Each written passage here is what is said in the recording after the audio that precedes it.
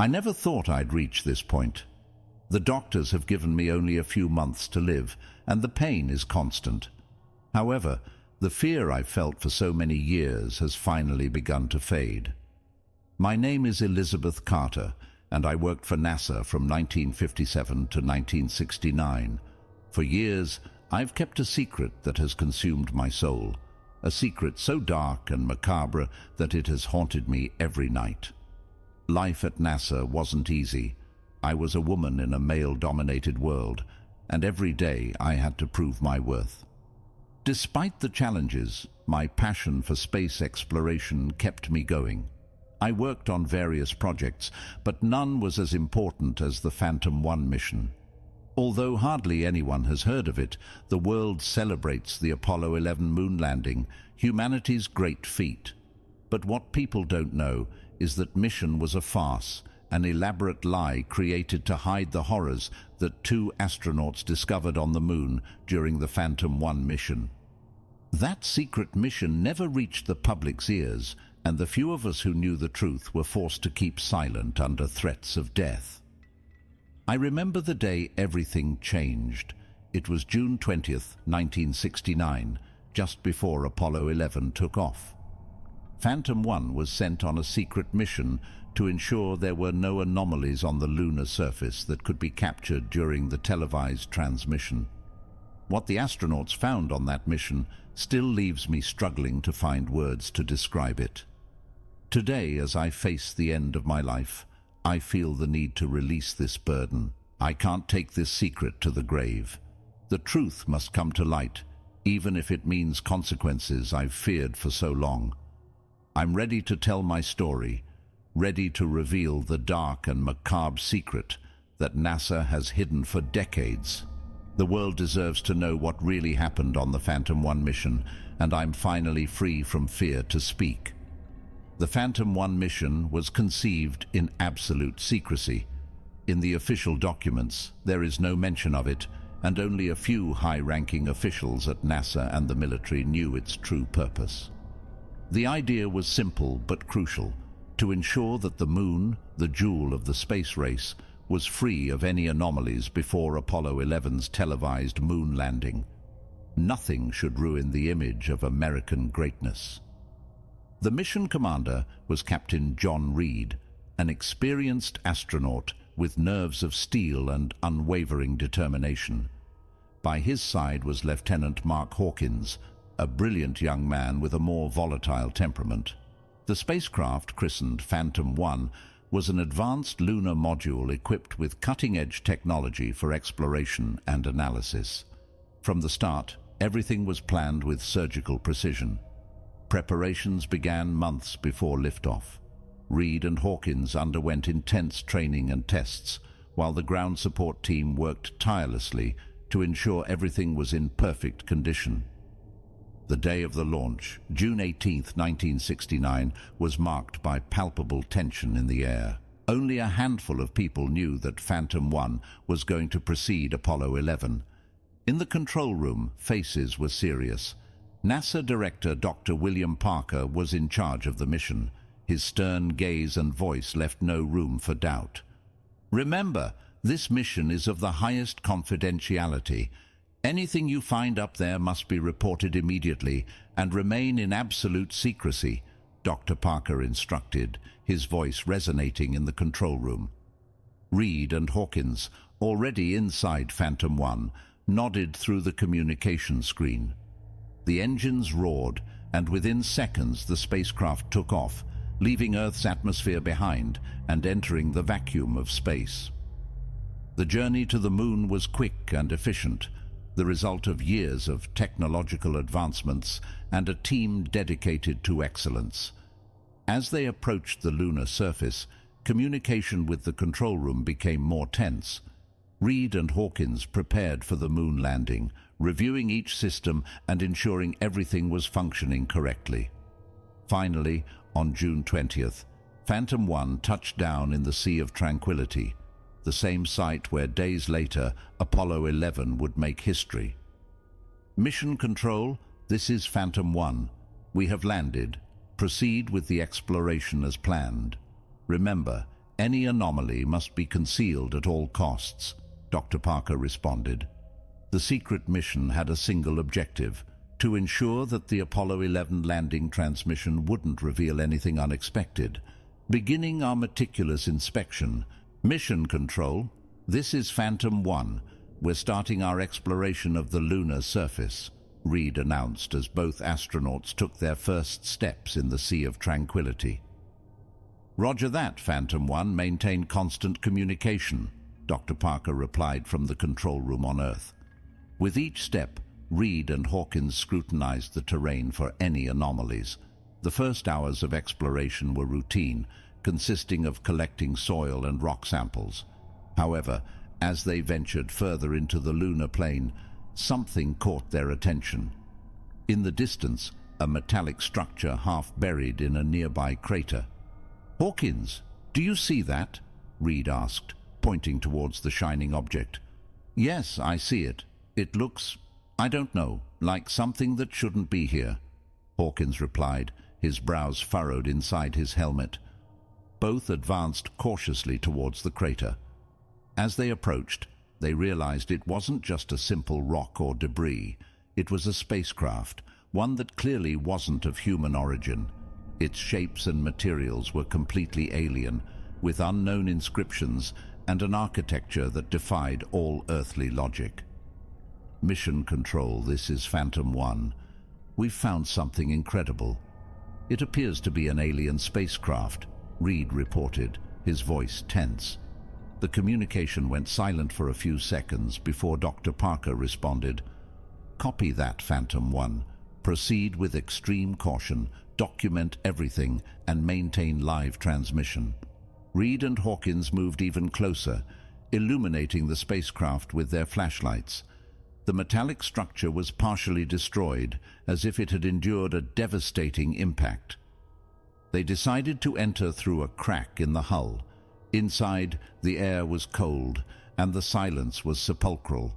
The flashlights revealed corridors and rooms that had been abandoned for years. Soon they found themselves in a room that appeared to be a laboratory. What they saw there made their stomachs churn. Aliens and humans in ancient attire, all preserved without decomposition, were aligned on laboratory tables, their bodies opened and exposed as if they had been the subject of grotesque experiments. Some were mutilated, with limbs and organs scattered throughout the room. In incubators, fetuses of hybrid creatures floated in amniotic fluid. Their forms were an amalgamation of human and alien features. "Oh God, what the hell is this?" Hawkins muttered, his voice trembling. "I don't know, but we have to document it all," Reed replied, trying to maintain calm. He took out a camera and began recording the scene, focusing on each macabre detail. "We're inside the ship. There are bodies, human and alien experiments," Reed said, his voice echoing in the silence of the room. "Proceed with extreme caution. We need all the information possible," Dr. Parker responded, his voice now more grave. Reed and Hawkins continued exploring the laboratory, each step revealing horrors. As they advanced, the feeling of unease transformed into pure terror. With each step they took, the environment inside the alien ship became more oppressive. Dust floated in the air, illuminated by the beams of their flashlights. "This is worse than I imagined," Hawkins whispered, his eyes nervously scanning the shadows. "Can we stop now?" Reed replied, trying to maintain composure. "We have to know what else this place is hiding." The hallway finally led them to a large, dark room. As they entered, the sound of their breathing seemed amplified, resonating in the vastness of the empty space. Their flashlights revealed a series of large capsules aligned along the walls. As they focused on them, they realized they were cryogenic chambers. "Reed, look at this," Hawkins said, approaching one of the capsules. Inside, he could see the blurry shape of a creature frozen in time. Reed came closer and focused his flashlight better. "My God, they're full. There are more of these things here." The chambers contained aliens of various sizes and shapes, all frozen in grotesque poses. "What do you think they were doing here?" Hawkins asked, his voice barely a whisper. "I don't know, but all this points to something much bigger than we imagined," Reed replied. "We have to document this." While Reed was recording with his camera, Hawkins approached a capsule that seemed different from the others. The control panel was covered in dust, and the inscriptions in an alien language were barely visible. Without thinking much, Hawkins cleaned the panel with his hand, accidentally activating a switch. "Hawkins! Careful!" Reed shouted, but it was too late. Lights flickered on the panel, and a mechanical sound resonated in the room. The glass lid of the capsule began to rise slowly, and an icy mist poured out. Inside, the figure of the alien became clearer. It was a grotesque creature, with yellowish and reddish skin that revealed its muscles. Its elongated head had multiple protuberances and small eyes similar to those of an insect. It had no nose or mouth, but tentacles that hung horrifically from its face. Its hands ended in 4 fingers with sharp claws. "Reed, what have we done?" Hawkins muttered, slowly backing away. The alien's body began to sweat, as if it were gradually thawing. Reed and Hawkins were petrified, unable to look away from the macabre spectacle. The alien, still motionless, emitted a low, deep breathing sound, as if it were slowly coming to life. "Mission Control, this is Phantom 1. We have accidentally activated a cryogenic chamber. The creature inside is thawing," Reed reported, his voice trembling. "Copy that, Phantom 1. Stay calm and don't get any closer. We need to monitor the situation," Dr. Parker replied, his tone now more serious and urgent. Reed and Hawkins could do nothing but watch as the alien thawed. The creature began to move slowly, its tentacles writhing and its eyes blinking with ruthless intelligence. Terror seized them, but they knew they had to follow orders and continue the inspection. Reed swallowed hard and responded, "Copy that, Mission Control. We're going to continue inspecting." Both astronauts took a step back, trying to maintain a safe distance from the creature. Meanwhile, on Earth, the situation in the control room was becoming increasingly tense. A group of military personnel burst into the room, led by General Richard Sullivan. His presence commanded respect and fear in equal measure. "Everyone out of here, except for the monitoring team," General Sullivan ordered, his voice firm and authoritative. The technicians and scientists hesitated for a moment before obeying, leaving only 5 people in the room, including Dr. Parker. "General, what's going on?" one of the technicians asked nervously. "This has become ultra-classified. No one should know what we're seeing here," Sullivan replied, moving to the front of the room and taking control. "Mission Control to Phantom 1, this is General Sullivan. Listen carefully. You must move that alien body to your ship. I repeat, you must move that body." Reed and Hawkins exchanged looks of disbelief. "Are you crazy? We can't move it. It's dangerous," Hawkins whispered, but Reed raised his hand to silence him. "General, this is—" "Reed, we're not sure it's safe to move it. The creature is thawing," Reed reported, his voice controlled but tense. "Reed, this is a direct order. If you don't obey, we'll leave you there. You have no choice," Sullivan responded, with a coldness that sent a chill down Reed's spine. Reed sighed. "Another option. Understood, General. We'll try with extreme caution." Reed approached the creature. Hawkins, visibly trembling, followed him. Just as Reed was about to lift the body, a shrill screech resonated in the room. The creature opened its small, bright eyes, focusing on Reed.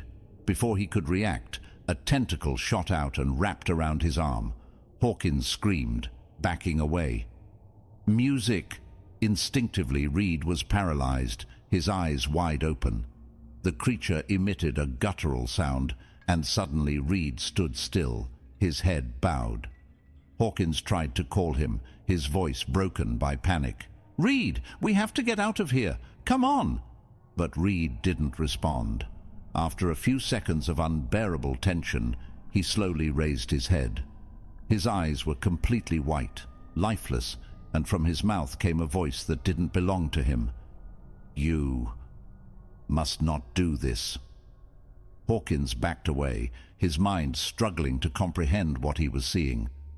Reed, the creature now speaking through Reed, continued, "I am Zorbax, leader of this ship. I come from the planet Xylox in Galactic Sector 56, Solar System F-142. "Mission Control, something's wrong," Hawkins muttered, unable to articulate in the control room. General Sullivan watched attentively. "Who are you? We need answers. Why do you have bodies of humans and other creatures there? What are you looking for?" Zorbax, using Reed's body, responded with unsettling calm. "They are our experiments. We seek to repopulate Earth by creating hybrids to improve the DNA of our species." The room fell silent, everyone assimilating the gravity of what they had just heard. Hawkins, trying to find a spark of humanity in his companion's eyes, asked with a trembling voice, "How did you get here?" "We crashed after being hit by an asteroid. As we were leaving Earth's orbit, we had to make an emergency landing on this satellite, where we were ordered to cryogenize ourselves," Zorbax explained. Hawkins, barely holding himself together, asked the last question burning in his mind. "How long has it been since then?" Zorbax seemed to hesitate, his white eyes blinking. "I don't know. What year is it in your world?" "It's 1969, Hawkins answered. Fury erupted in Zorbax's voice. "Impossible! Thousands of years have passed since our accident on this detestable satellite. They never came to rescue us. They left us to die here." Zorbax's voice rose in a scream of pure fury and desperation. Before Sullivan could react, Reed's body began to shake violently. The astronaut's white eyes opened wide, and an inhuman scream came from his throat. The screen showed how Reed's head grotesquely swelled before exploding in a shower of blood. The sound was deafening, and the image horribly graphic. "Reed!" Hawkins screamed, still in the ship, backing away in horror at the sight. General Sullivan and the others in the control room were stunned. "My God," one of the technicians murmured, while the general tried to regain his composure. "Hawkins, you have to get out of there right now," Sullivan ordered, but his voice barely contained the panic. With supreme effort, Hawkins propelled himself towards the corridor, trying to escape the scene of horror. The zero gravity made his movements slow and clumsy, increasing his desperation. However, an invisible force stopped him, paralyzing him in place. His breathing was quick and shallow. Panic took over him as he desperately tried to move his limbs without success. The camera, which had been his only witness and link to Earth, slipped from his hands, falling slowly towards the ship's floor. The camera, in its fall, captured the final scene of an indescribable horror. Hawkins, motionless, with eyes wide open and mouth forming a silent scream, became the last image transmitted before everything went black. In a final spasm of violence, his head also exploded inside the helmet, filling the small cabin with a cloud of blood and remains. The transmission cut off abruptly, leaving NASA's control room in absolute silence. In the control room, all those present were paralyzed by the horror of what they had just witnessed. General Sullivan stood motionless for a moment, his mind trying to process the magnitude of the catastrophe that had occurred millions of miles away. "God," one of the technicians murmured, his voice trembling. General Sullivan, regaining his composure, turned to those present with a cold look. "Listen, everyone. What we've just seen cannot leave this room under any circumstances." One of the technicians timidly raised his hand. "But, General, what are we going to say about Phantom 1, about the astronauts?" "We'll invent a story, a malfunction of the equipment, an explosion, anything. But the truth must be buried," Sullivan responded, his voice firm and unwavering. Dr. Parker nodded slowly. And the records, the transmissions, everything will be confiscated and handed over to a secret CIA agent known as the Sentinel. Furthermore, you will swear to keep absolute silence about this, Sullivan ordered, looking each of those present in the eye, making sure they understood the gravity of his words. "Yes, sir," we all responded in unison, knowing we had no other choice. The decision to cover up the truth became a burden that all of us in that room would carry for the rest of our lives. NASA's control room became the epicenter of an unprecedented clandestine operation, General Sullivan now in charge of the cover-up. He summoned a select team of high-ranking officers and scientists to discuss the plan. "We must act quickly. There can be no trace of what really happened with Phantom 1, Sullivan said, with a firmness that left no room for objection. "Apollo 11 will proceed as planned, but it will be a simulation. We need a perfect montage that deceives the entire world." Dr. Parker, seated to his right, nodded. "Do we already have a place to carry out the montage?" "Yes, we have a recording studio in Nevada.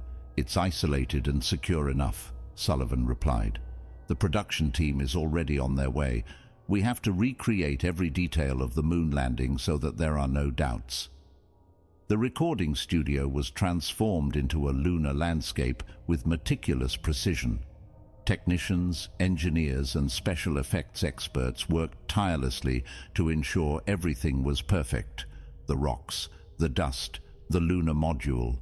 Every element was designed to exactly replicate what the world expected to see in the Apollo 11 transmission. We, the few who knew the truth, lived under constant surveillance. Each of us was visited by government and military agents, phones tapped, correspondence reviewed, movements monitored. It was an invisible prison, but a prison nonetheless. Any slip, any attempt to speak, would be repressed with brutal force. The day of the simulation arrived, and everything went as planned. The transmission of the Apollo 11 moon landing was a resounding success. The United States celebrated the historic achievement, while the men behind the curtain made sure that no detail escaped scrutiny. Neil Armstrong and Buzz Aldrin, unaware of the true horror that had been covered up, became world heroes. "Houston, Tranquility Base here. The Eagle has landed." Armstrong's voice resonated through televisions in millions of homes. The world erupted in jubilation. Man had finally reached the moon. I, watching the mission from my home, felt a mixture of relief and despair. I knew the world didn't know the truth, but I also understood that my silence was a burden I would have to carry until the end of my days. The memories of what I had seen in Phantom 1, the threats and the cover-up, were a weight that would never disappear. Government surveillance continued relentlessly. We lived the rest of our lives under a constant shadow, knowing that any attempt to reveal the truth would be immediately crushed. But now, facing a terminal illness, the fear that once paralyzed me has begun to fade. I have lived a long time with this burden, and I know I can no longer remain silent. The truth must be told. Although it may be the last thing I do in revealing what really happened, I hope we can learn and prevent future horrors. The cover-up protected us, but it also condemned us to live with a lie. With these words, I hope to find some peace in my last days. The truth is out there, and now it's the world's responsibility to decide what to do with it. Music fades. As I sit here, my hands trembling, not just from age but from the weight of the secret I've carried for so long, I can't help but reflect on the years that have passed since that fateful day in 1969. The world has changed so much, yet the lie we fabricated remains intact, a false cornerstone of human achievement. I remember the weeks following the Phantom 1 incident and the subsequent Apollo 11 landing vividly. The euphoria that swept the nation was palpable. Everywhere you looked, people were celebrating, their faces beaming with pride and wonder. Flags waved, parades marched through streets, and the names Armstrong and Aldrin were on everyone's lips. All the while, I felt like I was suffocating under the weight of what I knew. The cover-up operation continued long after the initial event. Every few years, a new moon mission would be staged, each one meticulously planned and executed to maintain the illusion. The studio in Nevada became a second home to a select group of NASA personnel, myself included. We would spend weeks there, perfecting every detail, ensuring that each mission was unique enough to be believable, yet consistent with the established narrative. I remember one particularly close call in 1972, during the supposed Apollo 17 mission. One of the cameras in the studio malfunctioned during a live broadcast, briefly showing a portion of the set that wasn't meant to be seen. My heart nearly stopped as I watched from the control room, certain that our entire charade was about to come crashing down. But somehow, miraculously, no one seemed to notice. The broadcast continued, and our secret remained safe. As the years went by, the guilt began to eat away at me. I would wake up in cold sweats, the images of what we had seen on the moon, the alien spacecraft, the grotesque experiments, the horrifying deaths of Reed and Hawkins, playing on repeat in my mind. I started to withdraw from my colleagues, unable to bear the weight of our shared secret. Some of them seemed to cope better than others. Dr. Parker threw himself into his work, becoming almost manic in his dedication to maintaining our lie. General Sullivan, on the other hand, turned to drink, his once steely demeanor crumbling under the pressure. The surveillance never truly ended. Even as the years turned into decades, I always felt watched. Strange cars would park outside my house for hours at a time. My mail would arrive opened, hastily resealed. Phone calls would cut off abruptly, replaced by an odd static. It was a constant reminder that our secret was never truly our own. I tried to live a normal life, to find joy in the small things. I got married, had children, watched them grow, but even in my happiest moments, the shadow of what I knew loomed over me. How could I truly connect with my family when I was harboring such a monumental secret? How could I look into my children's eyes and tell them to always tell the truth when I was living a lie?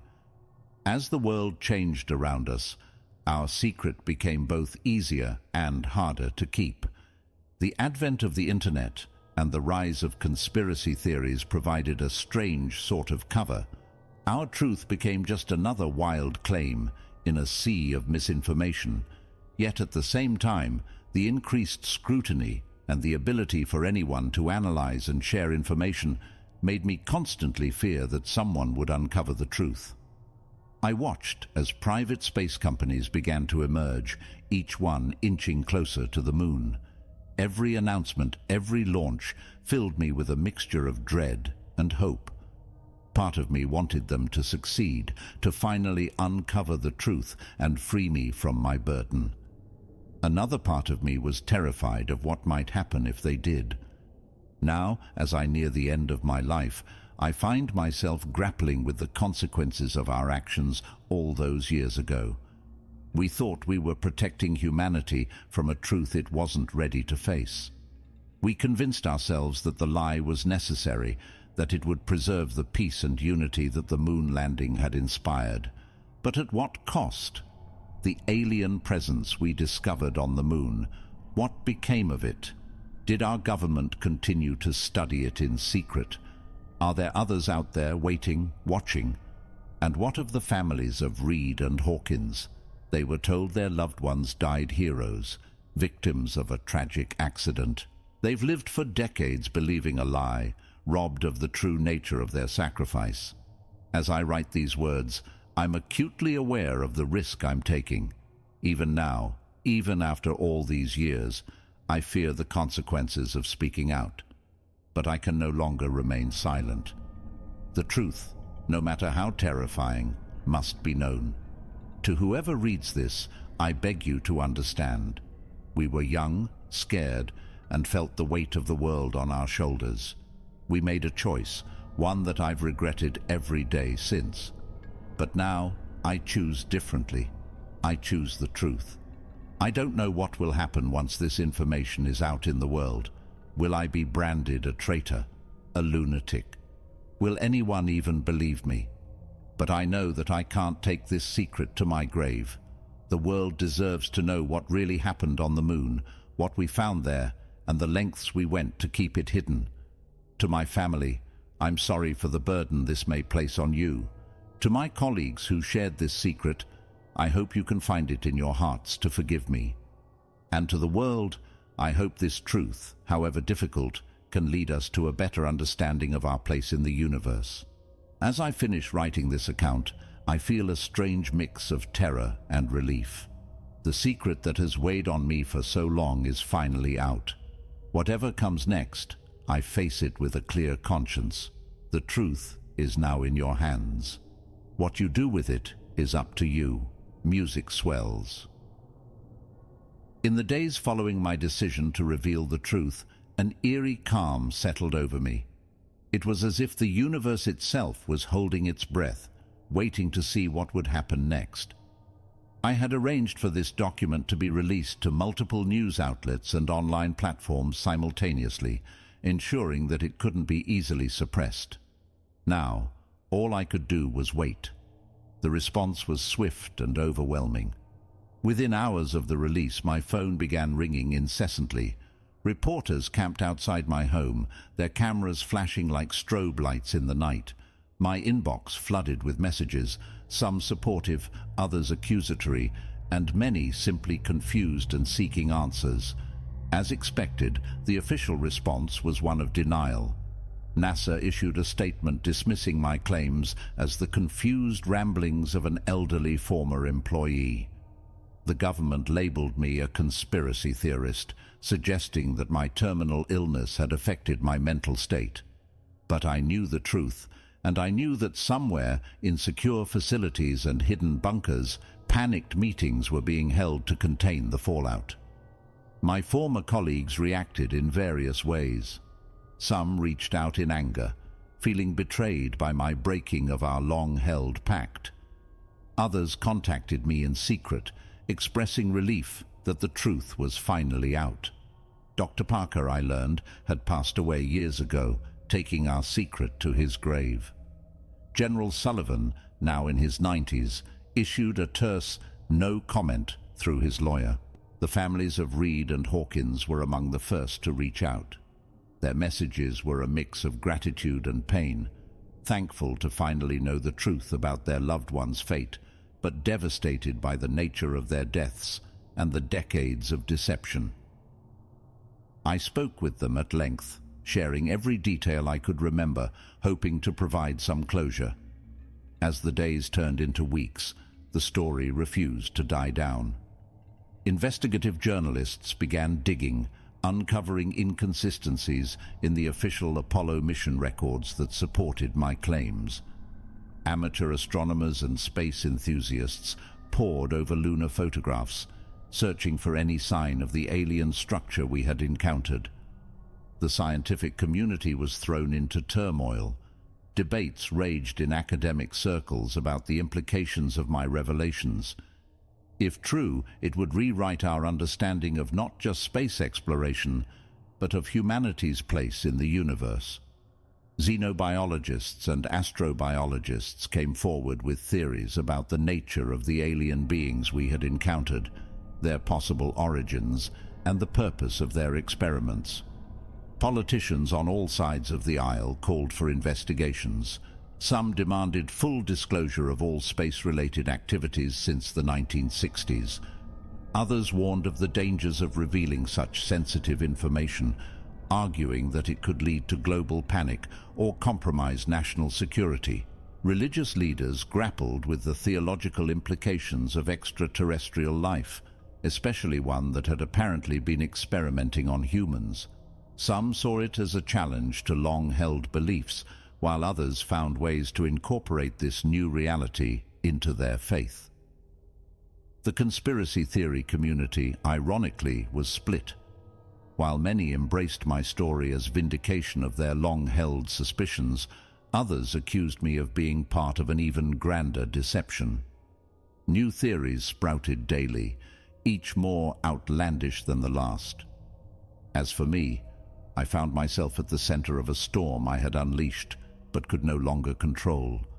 My health continued to decline, but I pushed myself to give interviews, to answer questions, to provide as much information as I could while I still had the strength. Every day brought new revelations as more people came forward with corroborating evidence or their own stories of covered-up encounters. 1 month after my initial revelation, a group of hackers claimed to have breached NASA's secure servers, releasing a trove of documents that seemed to confirm much of what I had said. The documents detailed the Phantom 1 mission, the cover-up operation, and decades of subsequent research into the alien technology found on the moon. The government's denials began to crumble in the face of this new evidence.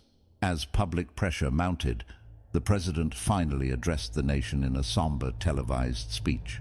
He confirmed the existence of extraterrestrial life and the events of the Phantom 1 mission, framing the decades-long deception as a necessary measure to prevent global panic and protect humanity while we sought to understand the alien presence.